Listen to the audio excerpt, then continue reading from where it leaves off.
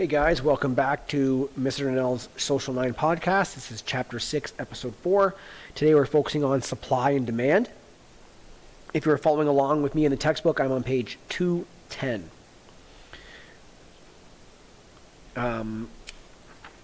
Quick review first is going to be on the mixed market and planned economies. So again, you had market economy, far shift to the right. Market economy shift right, meaning less government involvement in the economy, more privately owned businesses. People decide what's built and what's sold. Versus a shift left, meaning more government involvement, okay, more liberal, more left. Far left is the planned economies like North Korea, China, where the government decides what's being produced. So, what is a capitalist market economy? The producer responds to the consumer and produces what the consumer is willing to buy. So, a little confusing wordplay there. Meaning, if you're starting a business, you own the business, you want to make money. That's really the goal, make profit. You're going to make what people, the consumer, us, are willing to buy. Okay, consumer sovereignty, fancy word again, basically means us. Consumers are anyone that buys anything. Okay, we vote with his or her, we vote with our wallet. Okay, when we buy a product, when we buy a service, we are saying, we want this, okay, keep making it. Less government involvement in the economy and more consumer sovereignty, more consumer power. Okay, but there's still some government involvement. Okay, there's always a little bit. So this is the U.S., by the way. Leave it alone unless there is an injustice. Okay, the Americans built a system based on the idea that anyone should be able to produce goods and that everyone should be able to freely choose what they can purchase. So again, the idea of you can start any business you want. You can make any product you want. If people are willing to buy it, you're probably going to succeed. If people don't buy your product, your business is going to fail. And the government's kind of like, this is the American way. Okay? They don't control it, but they regulate it, meaning like making sure nothing illegal is being done. Okay, so how does it answer the three basic questions of scarcity? Goods are produced based on what the market will allow. Okay, meaning if people are willing to buy your product, okay, then go for it. Goods are produced by private companies or individuals acting in their own self-interest. Really, the goal of starting any business, unless you're doing a charity of some sort, is to make profit. And goods are produced for consumers who will pay for them. So that's also how the price is figured out, which we're going to get into later on in this episode. So some more points about the market economy. Individuals provide their own resources. Capital, meaning money, land, labor, to businesses in exchange for money. Okay, motive being profit. Businesses use those resources to produce goods and services. Okay, goods meaning products again, services, which are then sold to the consumer. Free competition. Again, that means just because you want to start make up a company for Fox Creek.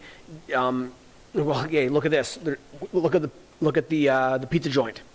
Okay, was the only pizza place in town. Okay, free competition meaning we got another pizza place right beside them. That's an extreme, hilarious, kind of weird example because I've never seen anything like that. But that's literally what a free market is. Okay. Governments regulate some aspects of the economy and supply services to individuals and businesses. Governments are also consumers as they buy goods and services from businesses.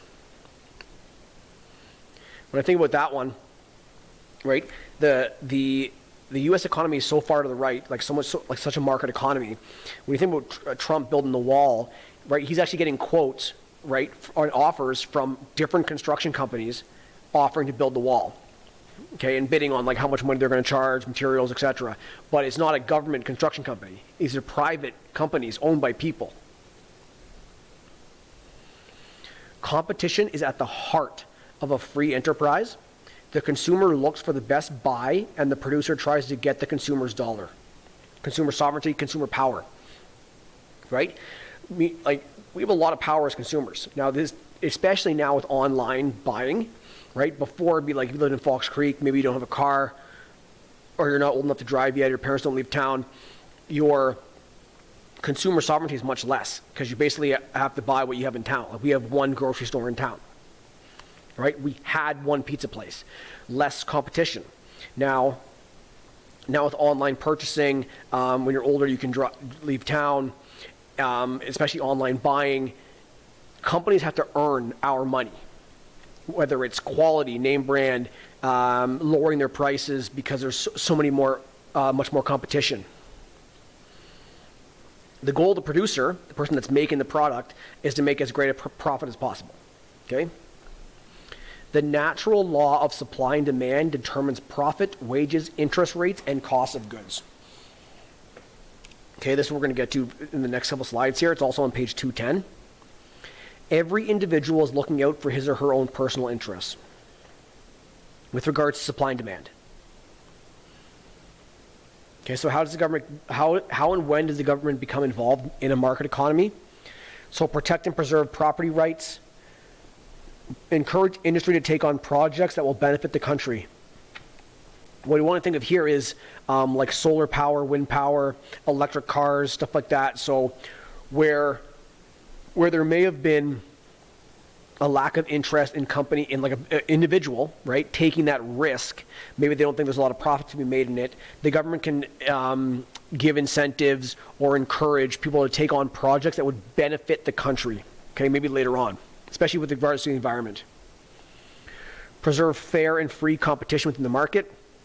It basically means companies can't talk to each other and say, hey, let's all increase our prices, that way everyone's going to have to pay more. Like they can't, that's illegal to do that. Reduce the problem of inflation. So reduce the problem of the idea of product prices going up, but people's wages not going up with them, and unemployment.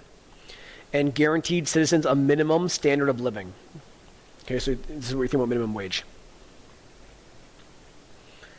Protect consumers from unsafe or ineffective products. So again, yes, people can make their own products and try to sell them.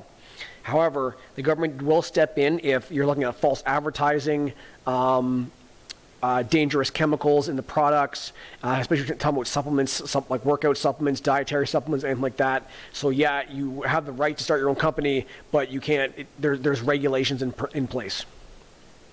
Again, protecting the environment. Protect workers from abuse and unsafe working conditions. So, like I said, again, market economy, you succeed, you fail, but there's parameters in place. Like you can't just start a business, not pay your employees the minimum wage because it's your business. There's parameters in place. Provide important goods and services that private business is unable or unwilling to provide. So again, you think about Canada Post here. If there's a business, a service, okay, that people need, but that there's no private business providing it, then the government can make their own. That's crown corporations. Okay? And then mixed economy, some ideas of a command/planned economy and a market economy. This is Canada.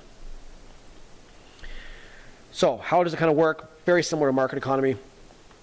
Capitalists can have an idea, create a product, and try to sell it. Consumers can choose to buy it or not to buy it.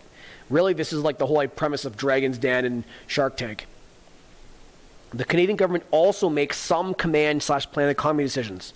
So communications, not profitable for capitalists to construct. Canada is too big with too small of a population. So like our landmass is way too big of a country with very, very little people in comparison to the U.S. So some of the stuff we have is not profitable for someone to start their own company. Another example, Canadian National Railway.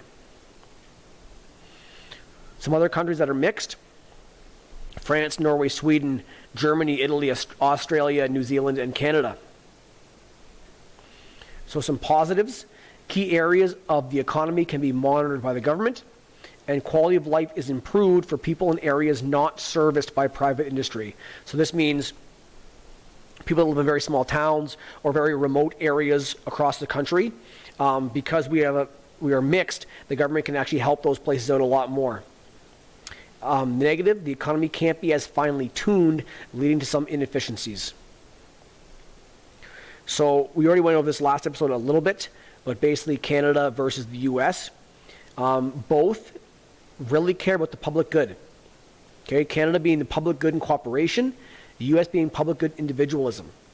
So the end goal is still the public good, but how they get there is a little bit different, or what they believe how they get there is a little bit different. So in Canada, some people believe that individuals must consider each other and set aside their individual interests to achieve what is best for society. Versus the US, which is the public good and individualism, some people believe that what's best for each person individually adds up to what's best for society. Founding principle for Canada, peace, order, and good government. Again, shift left. Keep repeating this in your head, right? Shift left. More government involvement, usually more liberal, healthcare, pensions, etc., like more higher taxes. Shift right, less government involvement, so government's kind of staying out of your way, more conservative, removing crown corporations, cut government spending. It's a very brief description. The U.S. founding principle, life, liberty, and the pursuit of happiness. Shift left again, more government involvement, okay, higher taxes, but for them, pensions, funds for farmers, public workers. Shift right, less government involvement. Again, cut government spending, reduce regulations, etc. Okay, some examples right now of crown corporations. This is funny. So, a company owned by the government is a crown corporation. This is the company is now called TELUS, by the way. It was the Alberta Government Telephones Commission. So back then, this is 1990. There was not there was no profit. There was no internet. There was no cable TV, satellite TV. It was just telephone line. So there was not a lot of profit in that business. The Alberta Government Telephone Commission was sold for $25,000, and that company is now called TELUS. Assignment 8, you'll go through this when you click on the assignment, but it's just an example of how much the government has control in those economies. Okay, so the ones that are filled completely in black, the black circles mean completely government controlled. And the other ones are, if it's all white, a white circle, it means privately owned, okay, by people. If you look at the United States, almost everything's all white. Very little crown corporations. Postal Service, that's it. And 25% of the electricity, right? Just take a look at that. Canada's on there as well, right? Canada has Postal Service, electricity, railroads mostly, airlines a little bit.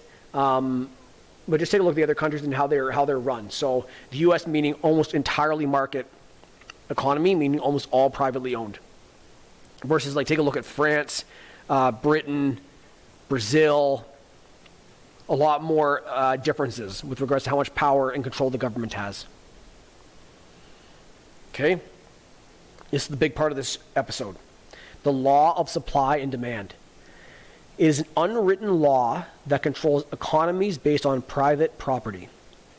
Supply and demand are two factors that determine price.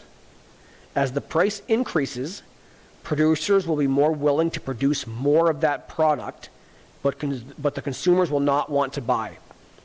Okay? I'm going to show you here as well on the next few slides, but I really want you to look at page 210 to 211.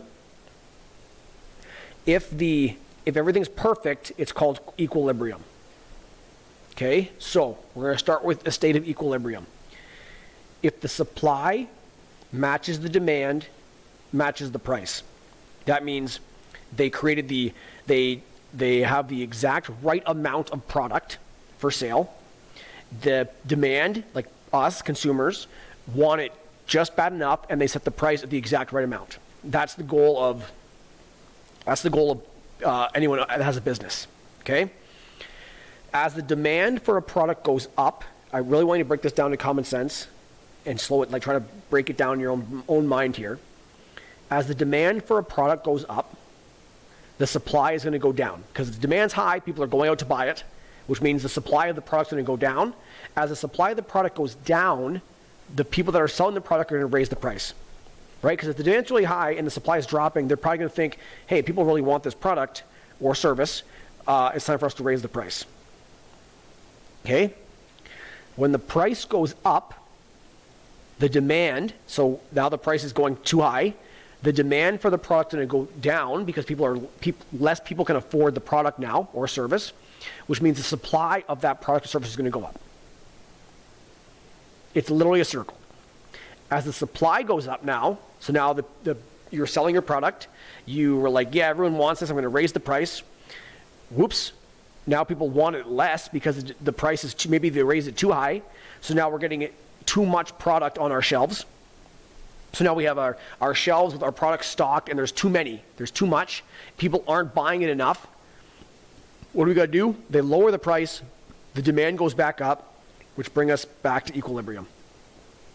The goal is to try to stay at equilibrium. Now as a business, your goal is to make as much money as possible.